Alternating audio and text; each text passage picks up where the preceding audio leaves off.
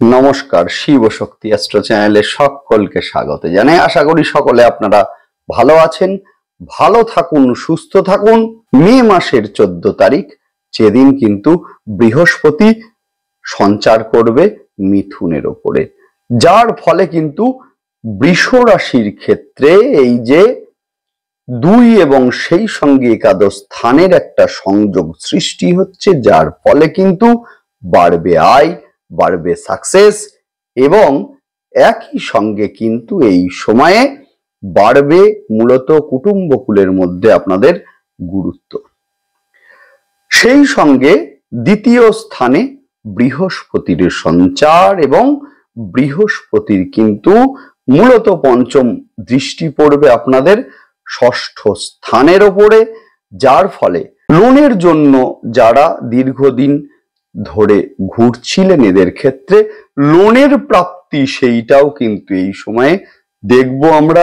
একই সঙ্গে শত্রুতার কারণে যারা জেরবার হয়েছিলেন এবারে কিন্তু মূলত শত্রুতা থেকেও বেরোতে পারবেন বৃষ রাশির জাতক জাতিকারা। সেই সঙ্গে বৃষ রাশির যে সমস্ত জাতক জাতিকারা দীর্ঘদিন ধরে অসুস্থ ছিলেন, সেই সঙ্গে রোগ ধরা পড়ছিল না, এবারে কিন্তু আমরা লক্ষ্য করব বৃহস্পতির সঞ্চার এবং সেই সঙ্গে বেটার একটা ট্রিটমেন্ট, যার ফলে দ্রুত আরোগ্য লাভ, সেইটাও কিন্তু এই সময়ে লক্ষণীয়।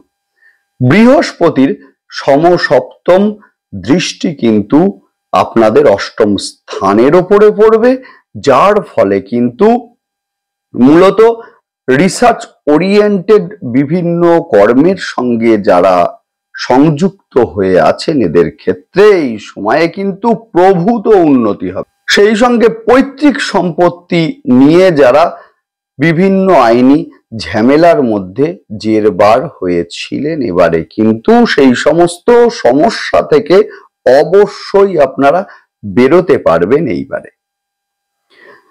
দশম স্থানে বৃহস্পতির দৃষ্টি, যার ফলে নতুন কর্মের যে প্রাপ্তি সেইটাও কিন্তু এই সময়ে লক্ষণীয়। একই সঙ্গে এই সময়ে কিন্তু মূলত কর্মক্ষেত্রে প্রমোশন সেইটাও কিন্তু আমরা লক্ষ্য করব।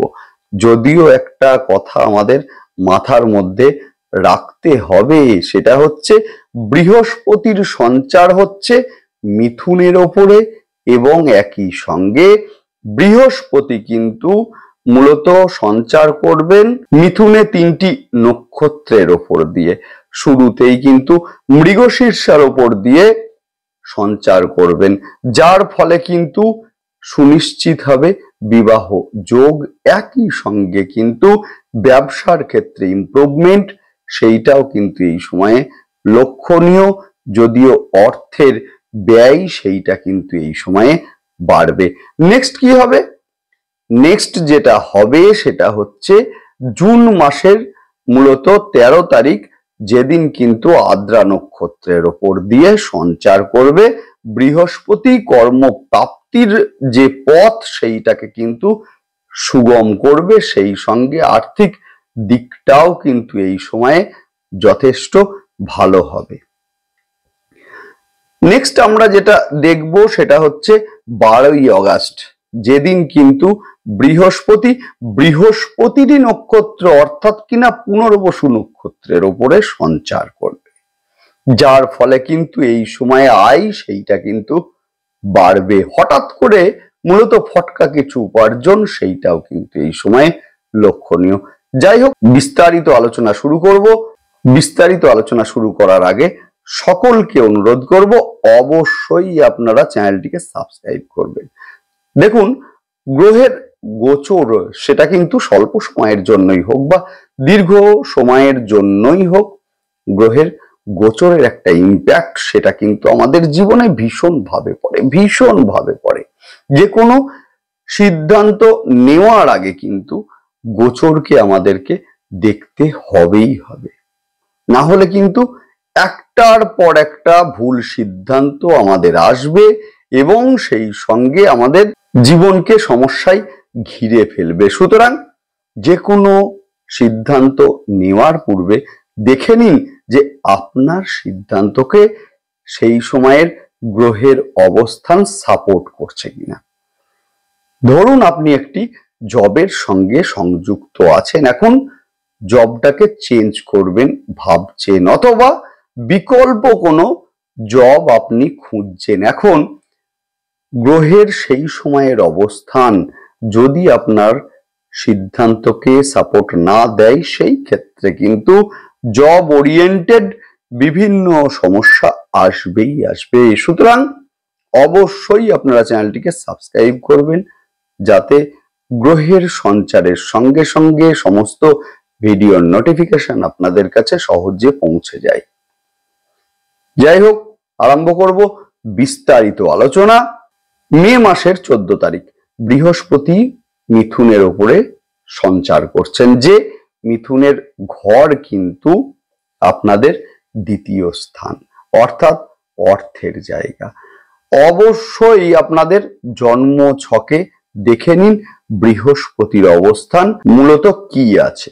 যদি বৃহস্পতির অবস্থান জন্ম ছকে ভালো থাকে, সেই ক্ষেত্রে কিন্তু দশা এবং অন্তর্দশা যদি আপনার সাপোর্টে থাকে, সেই ক্ষেত্রে যা বলছি মিলবেই মিলবে অবশ্যই, এবং যথেষ্ট ভালো হবে আগামী একটি বছর, যেহেতু বৃহস্পতি মিথুনে থাকবেন একটি বছর।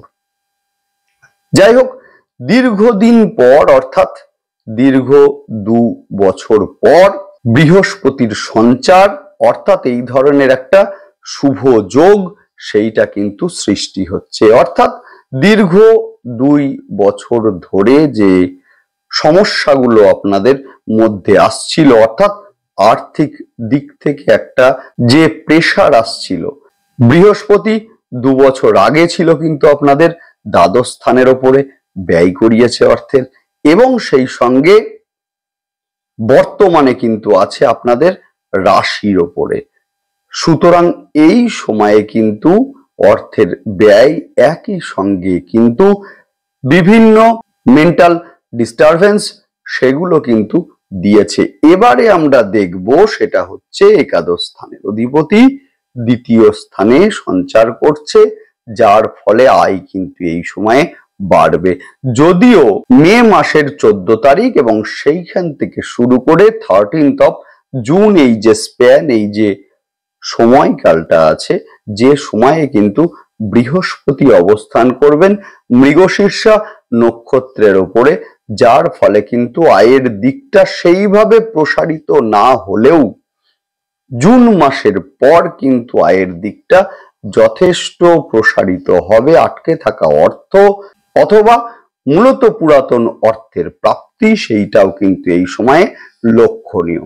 জুন মাসের 13 তারিখ এবং সেখান থেকে শুরু করে 12ই আগস্ট এই যে সময়ের মধ্যে কিন্তু ফটকা কিছু অর্থের প্রাপ্তি সেইটা কিন্তু বৃষ রাশির ক্ষেত্রে আসতে চলেছে। অর্থাৎ কিনা এই সময়ে আর্থিক দিক থেকে একটা উন্নতি সেইটা কিন্তু আমরা লক্ষ্য করব। হতে পারে লটারি প্রাপ্তি, হতে পারে শেয়ারে একটা বড় লভ্যাংশ আপনারা পেলেন, এই ধরনের, এবং সেই সঙ্গে আর্থিক একটা যে সমস্যা চলছিল সেইটা কিন্তু এই সময়ে কিছুটা হলেও মিটবে। একই সঙ্গে কিন্তু এই সময়ে যাদের বিশেষ করে বৃহস্পতির দশা চলছে এবং সেই সঙ্গে রাহুর অন্তর্দশা অথবা রাহুর দশা বৃহস্পতির অন্তর্দশা যাদের চলছে, এদের ক্ষেত্রে কিন্তু ফটকা অর্থ উপার্জনের একটা পথ সেইটা কিন্তু এই সময়ে সুগম হবে। সেই সঙ্গে দ্বিতীয় স্থানে বৃহস্পতির সঞ্চার এবং একই সঙ্গে সমসপ্তম দৃষ্টি কিন্তু আসবে আপনাদের অষ্টম স্থানের ওপরে, যার ফলে ইনহেরিটেন্স যে প্রপার্টি, অর্থাৎ কিনা মূলত পৈতৃক সম্পত্তি নিয়ে যারা ডিস্টার্ব হয়েছিলেন অথবা আইনি বিভিন্ন ঝামেলার মধ্যে যুক্ত হয়েছিলেন অথবা ডিমার্কেশন সম্পর্কিত বিভিন্ন সমস্যার মধ্যে যারা জেরবার হয়েছিলেন, এবারে কিন্তু সেইখান থেকে বেরোনোর পালা। রিসার্চ ওরিয়েন্টেড বিভিন্ন কর্মের সঙ্গে যারা সংযুক্ত আছেন এই সময়ে কিন্তু উন্নতি অবধারিত। বাড়বে ধর্ম, জ্যোতিষ, আধ্যাত্মের প্রতি একটা আগ্রহ, একই সঙ্গে জ্যোতিষ অথবা অকাল সায়েন্সের মতো বিষয়ের মধ্যে যারা আছেন এদের ক্ষেত্রে আয় এই সময়ে কিন্তু বাড়বে। একই সঙ্গে কিন্তু জনপ্রিয়তা সেইটাও এই সময়ে বাড়বে। লোনের প্রাপ্তি হবে এই সময়ে, অর্থাৎ দীর্ঘদিন ধরে যারা লোনের জন্য অপেক্ষা করছিলেন এবারে কিন্তু অপেক্ষার অবসান অবশ্যই হবে। একই সঙ্গে কিন্তু এই সময়ে মিটবে শত্রুতা।